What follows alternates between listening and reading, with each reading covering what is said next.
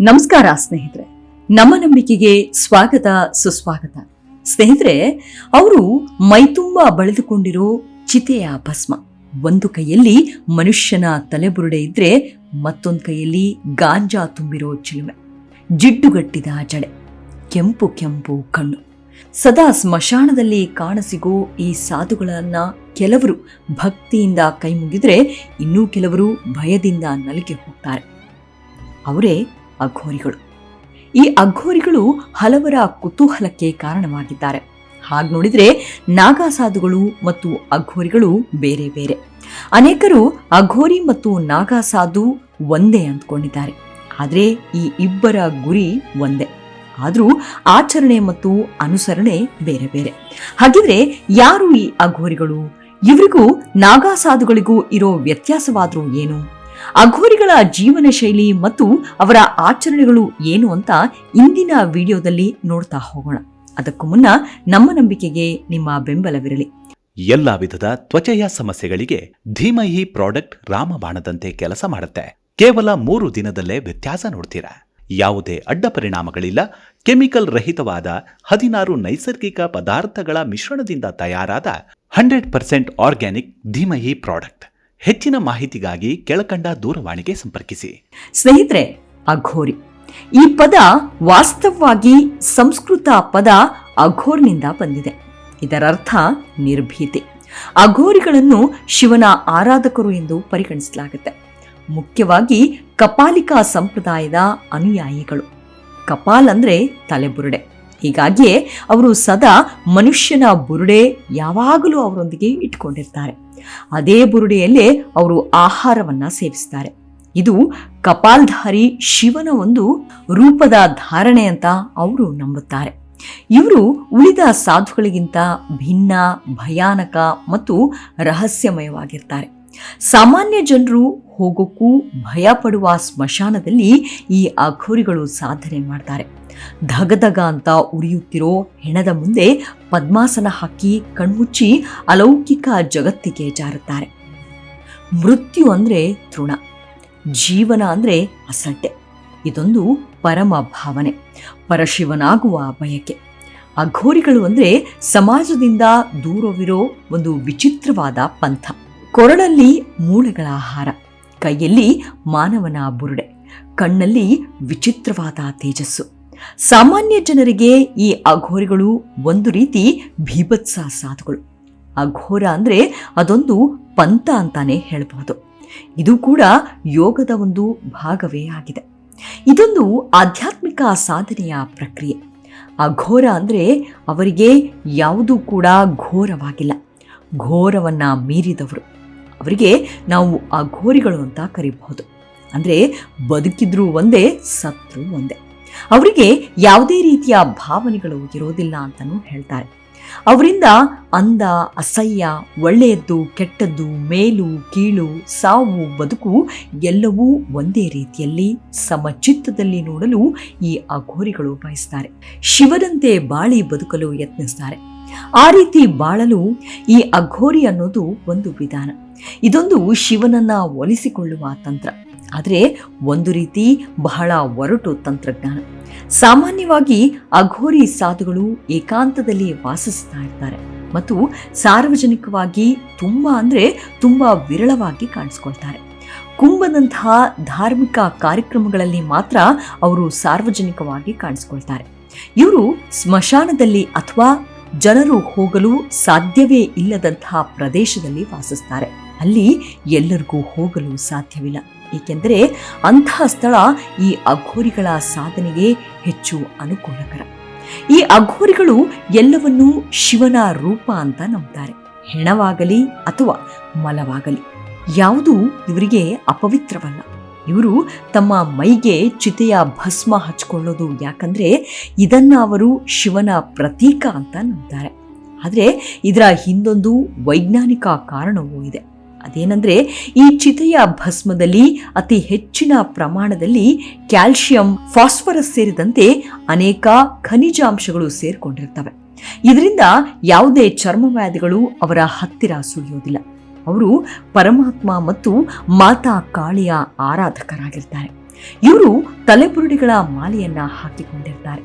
ಈ ಅಘೋರಿಗಳ ಅತ್ಯಂತ ವಿವಾದಾತ್ಮಕ ವಿಚಾರ ಅಂದ್ರೆ ಅದು ಸಂಭೋಗ. ಇವರು ಅನ್ಯ ಸಾಧು ಸಂತರಂತೆ ಬ್ರಹ್ಮಚರ್ಯವನ್ನ ಪಾಲಿಸೋದಿಲ್ಲ. ಯಾಕೆಂದ್ರೆ ಇವರ ಪ್ರಕಾರ ಜೀವನದ ಪ್ರತಿ ಸಂಗತಿಗಳನ್ನ ಸ್ವೀಕರಿಸೋದು ಅವಶ್ಯಕ ಅಂತ ಇವರು ನಂಬಿರ್ತಾರೆ. ಹೀಗಾಗಿ ಸ್ಮಶಾನದಲ್ಲಿ ಸಿಗೋ ಮಾಂಸವನ್ನ ಇವರು ಸೇವಿಸ್ತಾರೆ. ಅಲ್ಲದೆ ಶವಗಳ ಜೊತೆ ಸಂಭೋಗ ನಡೆಸ್ತಾರೆ ಅಂತ ಹೇಳಲಾಗುತ್ತೆ. ಅದರಲ್ಲೂ ಋತುಚಕ್ರದಲ್ಲಿರೋ ಮಹಿಳೆಯೊಂದಿಗೆ ಇವರು ಸಂಭೋಗಿಸ್ತಾರೆ ಅಂತ ಹೇಳ್ತಾರೆ. ಇದರಿಂದ ಇವರ ಸಾಧನೆ ಮತ್ತೊಂದು ಸ್ತರಕ್ಕೆ ಹೋಗುತ್ತಂತೆ. ಇಷ್ಟೆಲ್ಲ ಒರಟು ಆಚರಣೆ ಅಚ್ಚರಿ ಆಗ್ಬೋದು, ಆದರೆ ಇದು ನಿಜವೇ. ಸಾಧು ಅಥವಾ ಸಂತನಾಗಬೇಕು ಅಂದ್ರೆ ಬ್ರಹ್ಮಚರ್ಯ ಸನ್ಯಾಸಿಗಳಂತೆ ಸಾತ್ವಿಕ ಆಹಾರವನ್ನು ಸೇವಿಸೋದಲ್ಲ. ಮಲ, ಮೂತ್ರ, ಶವ ಇವರ ಸಾಧನೆಯ ಒಂದು ಭಾಗವಷ್ಟೇ. ಶ್ವೇತಾಶ್ವತರ ಉಪನಿಷತ್ನಲ್ಲಿ ಪರಶಿವನನ್ನ ಅಘೋರ್ನಾಥ್ ಅಂತ ಕರೆಯಲಾಗಿದೆ. ಶಿವನ ಇದೇ ರೂಪವನ್ನ ಈ ಅಘೋರಿಗಳು ಆರಾಧಿಸ್ತಾರೆ. ಈ ಕಾರಣಕ್ಕೂ ಇವರನ್ನ ಅಘೋರಿಗಳಂತ ಕರೆಯಲಾಗುತ್ತೆ ಅಂತ ನಂಬಲಾಗಿದೆ. ಒಬ್ಬ ಸಾಮಾನ್ಯ ವ್ಯಕ್ತಿ ಅಘೋರಿ ಆಗ್ಬೇಕು ಅಂತ ನಿಶ್ಚಯಿಸಿದ್ರೆ ಆತ ಎಲ್ಲದರಿಂದಲೂ ಮುಕ್ತವಾಗಿರಬೇಕಾಗುತ್ತೆ. ಕುಟುಂಬ, ಸಮಾಜ, ತನ್ನ ಹೆಸರು, ಮುಖಚರ್ಯ ಎಲ್ಲವನ್ನೂ ವರ್ಜಿಸಿ ಕೇವಲ ಉಸಿರಾಡೋ ಒಂದು ಜೀವಿಯಂತೆ ಇರಲು ಮೊಟ್ಟ ಮೊದಲಿಗೆ ಕಲಿಬೇಕಾಗತ್ತೆ. ಅದು ಎಷ್ಟರ ಮಟ್ಟಿಗೆ ಅಂದ್ರೆ ತನ್ನ ಅಸ್ತಿತ್ವವನ್ನೇ ಅಳಿಸಿಕೊಳ್ಬೇಕು. ತಾನು ಬದುಕಿದ್ದಾಗಲೇ ತನಗೆ ತಾನೇ ಪಿಂಡ ಪ್ರದಾನ ಮಾಡ್ಕೊಳ್ಬೇಕು. ಎಂಥ ವಿಚಿತ್ರ ನೋಡಿ. ನಾವಿರೋ ಸಮಾಜದಲ್ಲಿ, ಅದರಲ್ಲೂ ಇವತ್ತಿನ ಎಲ್ಲಾ ವಲಯದಲ್ಲಿ ತಮ್ಮ ಅಸ್ತಿತ್ವಕ್ಕಾಗಿ ಜನ ಬಡದಾಡ್ತಾ ಇದ್ದಾರೆ. ಇಲ್ಲಿ ಒರಟು ಅಘೋರಿಯಾಗಲು ತನ್ನಿಡೀ ಜೀವನದ ಅಸ್ತಿತ್ವವನ್ನೇ ಕಳೆದುಕೊಳ್ಬೇಕು. ಹೀಗೆ ಪಿಂಡದಾನ ಮಾಡೋ ಮೂಲಕ ಇಡೀ ಸಮಾಜದಿಂದ ತನ್ನ ಅಸ್ತಿತ್ವವನ್ನೇ ಕಳೆದುಕೊಳ್ಳುವ ಮೂಲಕ ಅಘೋರಿಯಾಗೋ ವ್ಯಕ್ತಿಯ ಚೈತ್ರ ಯಾತ್ರೆ ಆರಂಭವಾಗುತ್ತೆ. ಇನ್ನು ಅಘೋರಿಯಾಗ ಬಯಸುವವರಿಗೆ ವಯಸ್ಸಿನ ಯಾವುದೇ ಹಂಗಿಲ್ಲ, ಲಿಂಗ ತಾರತಮ್ಯವಿಲ್ಲ. ನೀವು ಎಷ್ಟೇ ವಯಸ್ಸಿನವರಾದರೂ ಅಘೋರಿಯಾಗಲು ಅರ್ಹರಿದ್ದೀರಿ. ಸಂಸಾರದಿಂದ ಮುಕ್ತವಾಗಿ ಹೊಸದೊಂದು ದಾರಿಯಲ್ಲಿ ಪ್ರಯಾಣಿಸುವ ಇಚ್ಛಿಸುವ ಪ್ರತಿಯೊಬ್ಬರಿಗೂ ಇಲ್ಲಿ ಪ್ರವೇಶವಿದೆ. ಅಘೋರಿಯಾಗುವವರಿಗೆ ಮೊದಲಿಗೆ ಗುರುವನ್ನ ಹುಡುಕಿಕೊಳ್ಳಬೇಕು. ಆದರೆ ಬಹುತೇಕರು ಕಾಶಿಯ ಕೊತ್ವಾಲ್ ಅಂತ ಕರೆಯೋ ಕಾಲಭೈರವನನ್ನೇ ತಮ್ಮ ಗುರುವಾಗಿ ಸ್ವೀಕರಿಸಿ ಸಾಧನೆ ಮಾಡ್ತಾರೆ. ಶಿವನ ರೌದ್ರ ಸ್ವರೂಪಿ ಕಾಲಭೈರವನೇ ಅಘೋರಿಗಳಿಗೆ ಮಾರ್ಗದರ್ಶಕನಾಗಿದ್ದಾನೆ. ಗುರು ಸಿಕ್ಕ ಬಳಿಕ ತನ್ನ ಹೆಸರಲ್ಲೇ ತಾನೇ ಪಿಂಡದಾನ ಮಾಡಬೇಕು. ಆ ಬಳಿಕ ಸಾಧಕನಿಗೆ ಒಂದು ಗುಪ್ತ ಮಂತ್ರವನ್ನ ನೀಡಲಾಗುತ್ತೆ. ಒಂದೇ ಒಂದು ದಿನ ಬಿಡದೆ ಬರೋಬ್ಬರಿ 12 ವರ್ಷಗಳ ಕಾಲ ಆ ಮಂತ್ರವನ್ನ ಜಪಿಸಬೇಕು. ಆ ಬಳಿಕ ಆತ ಒಂದು ಹಂತವನ್ನ ತಲುಪುತ್ತಾನೆ. ನೀವು ನಂಬಿದ್ರೆ ನಂಬಿ, ಬಿಟ್ರೆ ಬಿಡಿ. ಆದ್ರೆ ಈಗಷ್ಟೇ ಜೀವ ಹೋದ ದೇಹ ಒಂದಿಷ್ಟು ಸಾಧ್ಯತೆಗಳನ್ನ ಹೊಂದಿರುತ್ತೆ.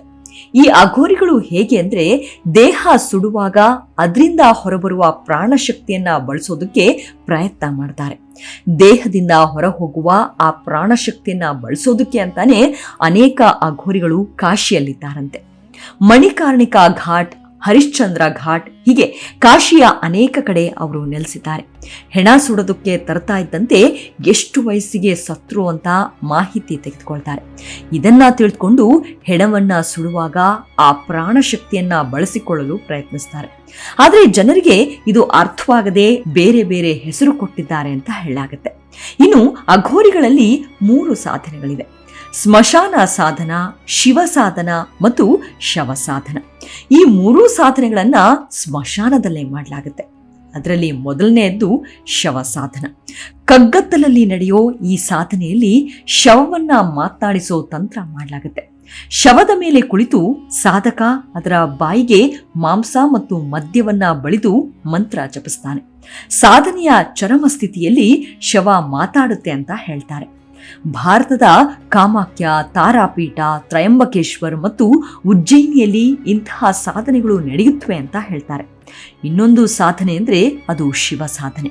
ಇದರಲ್ಲಿ ಅಘೋರಿ ಶವದ ಎದುರು ಕುಳಿತು ಮಾಂಸ ಮತ್ತು ಮದ್ಯವನ್ನ ಭೋಗಿಸುತ್ತಾರೆ. ಬಳಿಕ ಶವದ ಮೇಲೆ ಒಂಟಿ ಕಾಲಲ್ಲಿ ತಪಸ್ಸಿಗೆ ನಿಲ್ತಾರೆ. ಗಂಟೆಗಟ್ಟಲೆ ಈ ಸಾಧನೆ ಮಾಡಿ ಅಘೋರಿಗಳು ತಮ್ಮ ಶಕ್ತಿಯನ್ನ ಹೆಚ್ಚಿಸಿಕೊಳ್ತಾರಂತೆ. 3ನೇ ಸಾಧನೆ ಅಂದ್ರೆ ಸ್ಮಶಾನ ಸಾಧನೆ. ಈ ಹಿಂದಿನ ಎರಡೂ ಸಾಧನೆಗಳಿಗಿಂತಲೂ ಇದು ವಿಭಿನ್ನವಾಗಿದೆ. ಈ ಸಾಧನೆಯಲ್ಲಿ ಮೃತಪಟ್ಟ ಶವದ ಕುಟುಂಬದವರನ್ನು ಭಾಗಿಯಾಗಲು ಅನುಮತಿ ಕೊಡ್ತಾರೆ. ಈ ಅಘೋರಿಗಳು ಸಾಮಾನ್ಯವಾಗಿ ಜನರ ಕಣ್ಣಿಗೆ ಬೀಳೋದಿಲ್ಲ. ಒಂದ್ ವೇಳೆ ಕಾಣಿಸ್ಕೊಂಡ್ರೂ ಅವರು ಅಘೋರಿ ಅಂತ ತೋರಿಸ್ಕೊಳ್ಳೋ ಉಮೇದನ್ನ ಹೊಂದಿರೋದಿಲ್ಲ. ಸದಾ ಮದಿರೆಯ ಮತ್ತಿನಲ್ಲಿ ತೇಲುತ್ತಾ ತಮ್ಮ ಸಾಧನೆಯಲ್ಲೇ ಮಗ್ನರಾಗಿರ್ತಾರೆ. ಇನ್ನು ಅನೇಕರು ನಾಗಾಸಾಧು ಮತ್ತು ಅಘೋರಿ ಒಂದೇ ಎಂದು ನಂಬಿದ್ದಾರೆ. ಆದರೆ ಇವುಗಳ ನಡುವಿನ ಮೂಲಭೂತ ವ್ಯತ್ಯಾಸವೆಂದರೆ ನಾಗ ಸಂಪ್ರದಾಯವು ಅಖಾಡಗಳಿಂದ ಹೊರಹೊಮ್ಮಿದ ಸಂಪ್ರದಾಯ. ಆದಿಗುರು ಶಂಕರಾಚಾರ್ಯ ಇವರ ಮೂಲ ಗುರು. ಆದರೆ ಅಘೋರಿಗಳಿಗೆ ಕಾಲಭೈರವನೇ ಗುರು. ನಾಗಗಳನ್ನ ಧರ್ಮದ ರಕ್ಷಕರು ಎಂದು ಹೇಳಲಾಗುತ್ತೆ ಮತ್ತು ಧರ್ಮ ಗ್ರಂಥಗಳಲ್ಲಿ ಚೆನ್ನಾಗಿ ಪಾರಂಗತರಾಗಿರ್ತಾರೆ. ಆದರೆ ಅಘೋರಿ ಸಾಧುಗಳು ಶಿವನ ಆರಾಧನೆಯಲ್ಲಿ ಮಾತ್ರ ಮಗ್ನರಾಗಿರ್ತಾರೆ.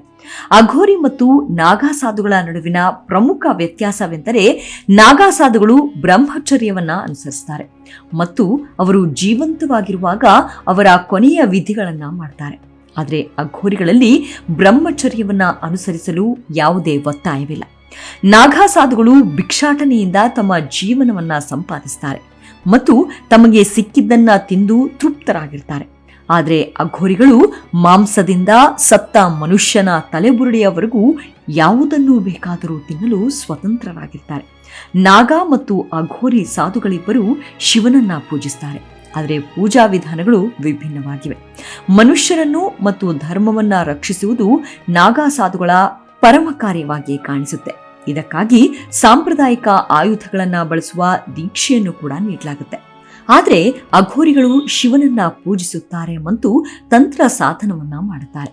ಅವರು ಜನರಿಗೆ ಸಹಾಯ ಮಾಡಲು ಈ ಶಕ್ತಿಯನ್ನ ಬಳಸುತ್ತಾರೆ. ನೇಪಾಳದ ಕಠ್ಮಂಡುವಿನಲ್ಲಿರುವ ಅಘೋರ್ ಕುಟಿ ಅಘೋರ್ ಸಾಧುಗಳ ಪುರಾತನ ಸ್ಥಳಗಳಲ್ಲಿ ಒಂದಾಗಿದೆ.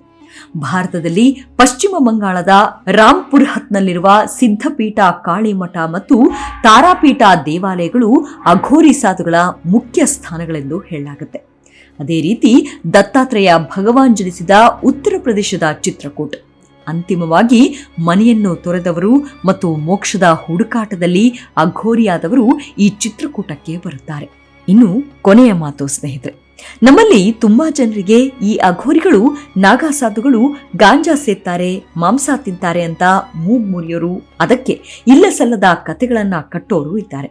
ಆದ್ರೆ ಅದರ ಹಿಂದಿನ